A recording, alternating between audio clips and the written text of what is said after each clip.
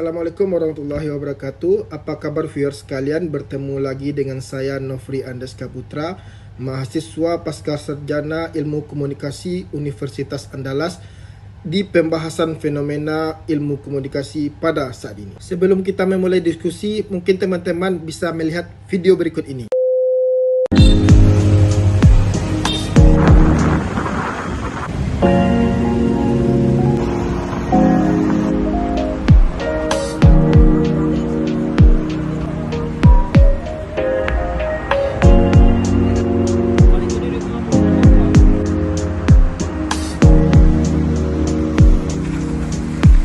Semangat ya.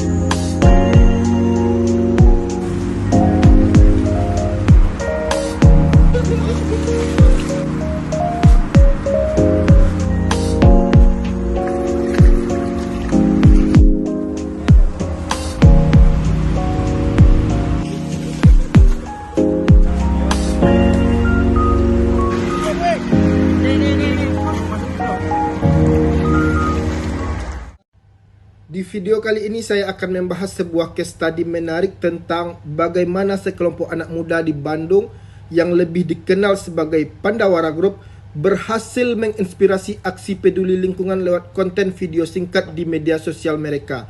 Kita akan menganalisis fenomena ini dari sudut pandang ilmu komunikasi, khususnya menurut social learning theory atau yang lebih kita kenal dengan teori pembelajaran sosial. Mungkin teman-teman penasaran apa itu teori pembelajaran sosial. Simak terus video saya sampai selesai ya. Let's get started. Jika teman-teman pengguna TikTok, mungkin video dari Pandawara Group sempat lewat di FYP atau For You Page teman-teman. Ya, Pandawara Group merupakan 5 sekawan yang berasal dari kota Bandung dan viral karena aksi bersih-bersih sungai dari sampah yang mereka lakukan. Jika biasanya anak muda di TikTok selalu menunjukkan sisi kehidupan pribadi mereka, berbeda dengan Pandawara Group yang berkontribusi untuk kebersihan lingkungan. Nah, jadi siapa dan apa itu Pandawara Group? Pandawara Group adalah sekelompok anak muda di Bandung yang concern terhadap isu pencemaran sampah di sepanjang aliran Sungai Cikapundung. Bandung kan kita kenal dengan kota kembang, terkenal dengan sejuta pesonanya. Tapi di sisi lain, salah satu permasalahan kota ini ialah lingkungan dengan penumpukan sampah di bantaran aliran sungai yang menggenangi wilayah perkotaan. Pembentukan Pandawara Group ini berlatar belakang karena masalah sampah di Indonesia yang berdampak secara langsung kepada mereka. Teman-teman pasti tahu, ya, itu adalah banjir. Keresahan akibat menjadi korban banjir ini membuat pemuda ini mulai tergerak hatinya untuk turun langsung membersihkan sampah yang ada di sungai sekitaran rumah mereka. Tidak hanya hal itu, yang menarik dari Pandawara Group ini juga menyiapkan peralatan kebersihan seperti kantong sampah, jaring, dan lainnya dengan modal sendiri.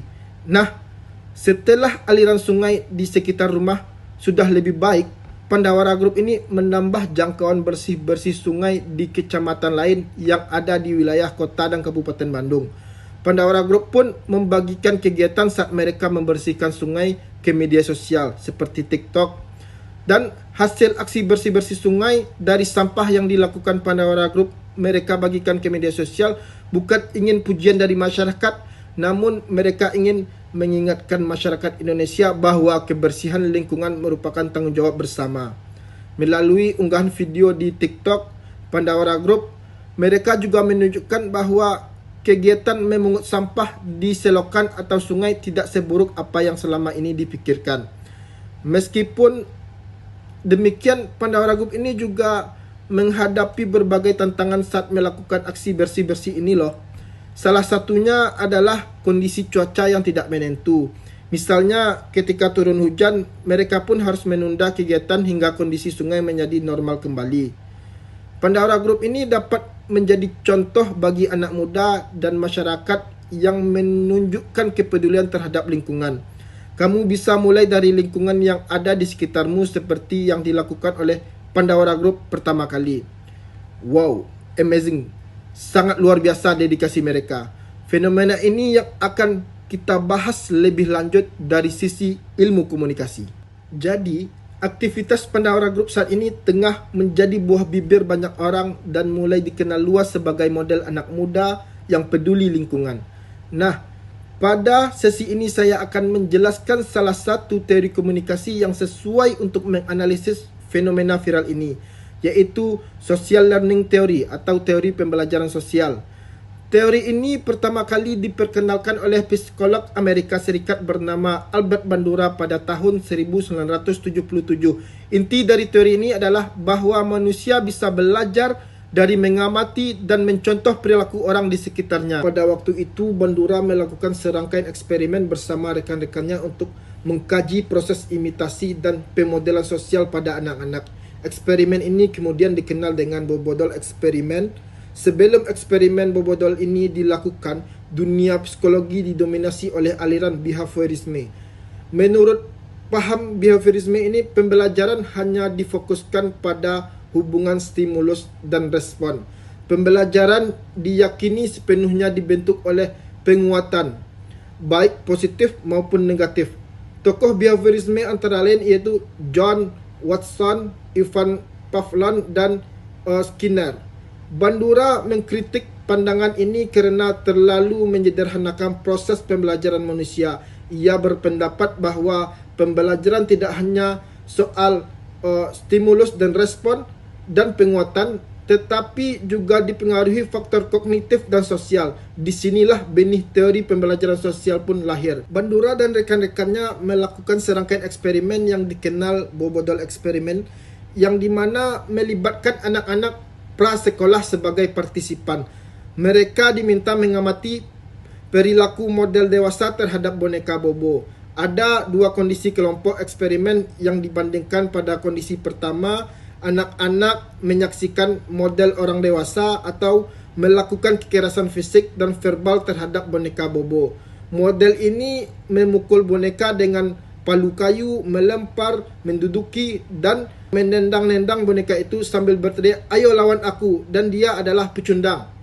Sementara itu, pada kondisi kedua, model orang dewasa tidak berperilaku kasar dan hanya bermain normal dengan boneka itu. Setelah menyaksikan perilaku sang model, giliran anak-anak dimasukkan ke ruang bermain dan perilaku mereka terhadap boneka Bobo diamati. Hasilnya, anak-anak yang menyaksikan model berperilaku agresif dan kasar cenderung meniru perilaku tersebut. Mereka memukul dan menendang boneka serta berteriak layaknya model yang dicontohkan tadi. Sebaliknya, anak-anak pada kondisi kedua tidak menunjukkan perilaku agresif yang sangat signifikan. Eksperimen ini menjadi titik awal lahirnya teori pembelajaran sosial. Bandura berpendapat bahawa anak-anak belajar perilaku agresif dengan mengamati dan meniru model, meskipun tidak ada penguatan langsung terhadap perilaku mereka. Inilah inti teori belajar sosial, iaitu bahawa pembelajaran dapat terjadi melalui pengamatan dan imitasi tanpa harus ada penguatan langsung. Eksperimen bobodol ini terbukti sangat berpengaruh dalam sejarah psikologi pembelajaran. Ini kerana Bandura berhasil menunjukkan bahawa faktor kognitif dan lingkungan sosial turut mempengaruhi proses belajar, tidak hanya sekedar stimulus dan respon belaka. Bukti empiris inilah yang menjadi batu loncatan bagi lahirnya social learning theory. Selain eksperimen bobodol, beberapa eksperimen dan penelitian lain juga dilakukan Bandura untuk memperkuat teori pembelajaran sosial, yaitu eksperimen perilaku agresif pada remaja, eksperimen tingkat stres pada model dan imitasi sosial, dan lebih banyak penelitian-penelitian lain yang dilakukan oleh Bandura untuk memperkuat teorinya tersebut. Jadi dalam bukunya Social Foundation of Thought and Action, yang sampai hari ini menjadi referensi penting dalam bidang psikologi sosial dan pendidikan, Bandura menjelaskan inti dari social learning theory adalah bahawa sebagian besar pembelajaran terjadi melalui pengamatan dan peniruan perilaku orang lain. Ada 4 komponen utama dalam proses pembelajaran sosial. Yang pertama, attention atau perhatian. Untuk bisa meniru suatu perilaku, individu harus memperhatikan perilaku tersebut. Bandura menyebut sebagai proses modeling. Individu cenderung meniru perilaku dari orang-orang yang mereka anggap penting atau menarik. Misalnya, Anak-anak sering meniru perilaku orang tua atau saudara mereka. Yang kedua, retention atau mengingat. Setelah memperhatikan suatu perilaku, perilaku tersebut disimpan di memori individu sehingga bisa ditiru di masa mendatang. Misalnya, seorang anak yang pernah melihat ayahnya memasak akan mengingat cara memasak tersebut dan mencoba untuk menirunya. Yang ketiga, motor reproduction atau reproduksi. Individu mempraktikkan kembali perilaku yang telah mereka amati dan yang mereka ingat dengan meniru perilaku tersebut. Misalnya, anak tadi akan mencoba memasak sendiri sesuai cara yang pernah dilihatnya. Yang keempat, motivation atau motivasi. Individu termotivasi untuk meniru perilaku tertentu jika perilaku tersebut memberikan hasil yang positif atau menguntungkan bagi dirinya. Contohnya, memasak tadi berhasil dilakukan anak dan membuatnya mendapat pujian. Ini akan memotivasi untuk terus memasak. Intinya, menurut teori pembelajaran sosial ini, manusia tidak selalu harus mengalami sendiri suatu konsekuensi perilaku untuk bisa belajar. Ia bisa mempelajari norma dan perilaku baru yang hanya dengan mengamati modelnya, baik model real di lingkungan sosial maupun model simbolis seperti public figure dan tokoh media. Bandura mengatakan ada 3 model yang dapat diamati dalam proses pembelajaran sosial ini. Yang pertama, left model, yaitu mengamati perilaku secara langsung di lingkungan sosial. Misalnya sikap kepemimpinan seorang pemimpin di perusahaan. Yang kedua, symbolic model, yaitu mengamati dan meniru tokoh-tokoh yang ditampilkan dalam media massa, cetak atau elektronik. Misalnya gaya bicara artis di televisi. Yang ketiga, verbal instruction model, yaitu mengamati dan meniru perilaku seperti yang dijelaskan orang lain secara verbal. Misalnya, kita mengikuti resep masakan hanya melalui penjelasan dari chef atau orang tua kita. Selanjutnya, ada juga beberapa faktor yang mempengaruhi proses pembelajaran sosial ini. Faktor-faktor pendukungnya antara lain yaitu pertama, adanya perhatian dari pengamat, yaitu proses modeling. Yang kedua, kemampuan untuk mengingat sebuah perilaku. Yang ketiga, adanya motivasi mengadopsi perilaku. Sedangkan faktor-faktor penghambatnya terjadinya proses pembelajaran sosial ini yaitu satu, tidak memperhatikan perilaku model. Yang kedua, sulit mengingat perilaku yang dilihat. Yang ketiga, kurangnya motivasi untuk mengadopsi perilaku. Yang keempat, belum memiliki kemampuan untuk melakukan perilaku tertentu. Pada kasus Pandawara Group ini, mereka menjadi left model perilaku peduli lingkungan di masyarakat. Perilaku mereka diperhatikan dan diingat banyak orang. Seiring viralnya aktivitas mereka, banyak yang termotivasi mencontoh aksi cinta lingkungan mereka. Mereka berperan menjadi simbolik model melalui kemunculan di berbagai media. Makin banyak yang sadar pentingnya menjaga lingkungan. Oke, sekarang kita kan sudah paham apa itu konsep dan inti dari teori pembelajaran sosial. Sekarang ayo kita lihat bagaimana menerapkan pemahaman ini dalam studi kasus fenomena viral Pandawara Group yang sedang berlangsung saat ini. Pertama, kita telah pahami bahwa aksi peduli lingkungan Pandawara Group sebetulnya sudah dilakukan sejak tahun 2020. Namun, baru belakangan ini menarik perhatian publik secara meluas ketika video aktivitas mereka di sungai diunggah ke YouTube dan media sosial seperti TikTok. Kedua, berkat dilihat ratusan ribu pasang mata, aksi Pandawara Group ini menginspirasi dan memotivasi pemirsa untuk peduli dan ikut menjaga kebersihan sungai di wilayah masing-masing. Terbukti, banyak warganet yang menuliskan komentar sangat positif dan ungkapan rasa bangga serta terinspirasi oleh aksi 5 anak muda ini. Nah, persis seperti apa yang dijelaskan teori pembelajaran sosial, di sini Pandawara Group berperan menjadi model peran bagi khalayak media sosial. Perilaku peduli lingkungan yang dipraktikkan kelompok ini tertular dan menular ke penontonnya, membangkitkan kesadaran baru untuk ikut menjaga kelestarian sungai di wilayah mereka. Jadi, meski tidak bertahap secara langsung, hanya melalui tontonan video di media sosial, pembelajaran sosial telah terjadi antara Pandawara Group sebagai model dengan pemirsanya sebagai imitator. Wow, menakjubkan bukan melihat mekanisme dari teori ini bekerja secara nyata. Teman-teman pasti penasaran lagi. Yuk kita bahas lebih detail terkait dengan fenomena tersebut. Jadi sudah jelas bahwa aksi nyata Pandawara Group ini dalam membersihkan Sungai Cikapundung telah efektif menginspirasi kesadaran publik atas isu lingkungan, khususnya persoalan sampah di sungai. Ini dikonfirmasi lewat antusiasme warganet di media sosial yang tertular untuk ikut peduli terhadap kondisi sungai di wilayah masing-masing. Fenomena ini sesuai dengan teori pembelajaran sosial di mana Pandawara Group menjadi model parent prososial yang sukses mempengaruhi pengetahuan, sikap, bahkan kemungkinan besar akan mempengaruhi perilaku nyata khalayaknya terhadap isu lingkungan hidup. Namun, yang lebih menarik, sebenarnya aksi peduli lingkungan ini sudah dilakukan 2 tahun lebih oleh Pandawara Group tanpa banyak mengundang perhatian. Hanya setelah video singkat kegiatan di sungai mereka unggah ke media sosial dan menjadi viral, barulah efek penularan sosial terjadi secara masif dengan waktu yang sangat cepat. Inilah tingkat jangkauan dan kecepatan penyebaran konten di media sosial. Hanya dalam waktu singkat, video sederhana yang dibuat oleh komunitas kecil ini mampu menginspirasi ratusan ribu, bahkan mungkin jutaan orang untuk ikut peduli lingkungan. Hal ini menunjukkan seberapa besar potensi media sosial untuk membentuk dan menyebarkan norma sosial baru di tengah masyarakat. Cukup dengan konten yang good content yang beredar di platform digital seperti YouTube, Facebook, Twitter, Instagram, dan TikTok, dan media sosial lainnya, sebuah perilaku dianggap penting dan layak ditiru oleh banyak orang.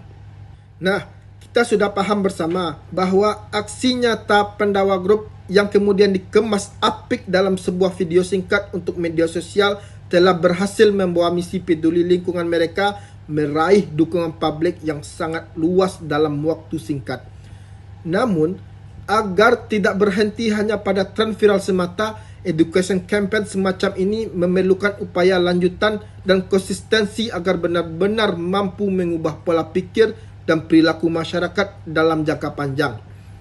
Beberapa saran saya antara lain, yang pertama, Pandawara Group perlu mempertahankan konsistensi aksi nyata mereka membersihkan sungai. Tidak berhenti hanya karena sudah viral, ini penting untuk mempertahankan kredibilitas mereka. Yang kedua, mereka bisa bekerja sama dengan komunitas peduli lingkungan di kota-kota besar lain untuk menggelar aksi serupa di wilayah masing-masing, sehingga mulai terbentuk jaringan dan ada efisiensi dalam menggalang dukungan publik. Yang ketiga, memanfaatkan momentum viral ini untuk menambah advokasi isu lingkungan ke pemangku kebijakan, misalnya terkait anggaran pengelolaan sampah perkotaan dan perbaikan bantaran sungai oleh pemerintah. Yang keempat, mendorong partisipasi followers media sosial bukan hanya dalam bentuk dukungan digital, namun juga komitmen aksi nyata, misalnya dengan mengadakan program reguler warga bersih-bersih sungai.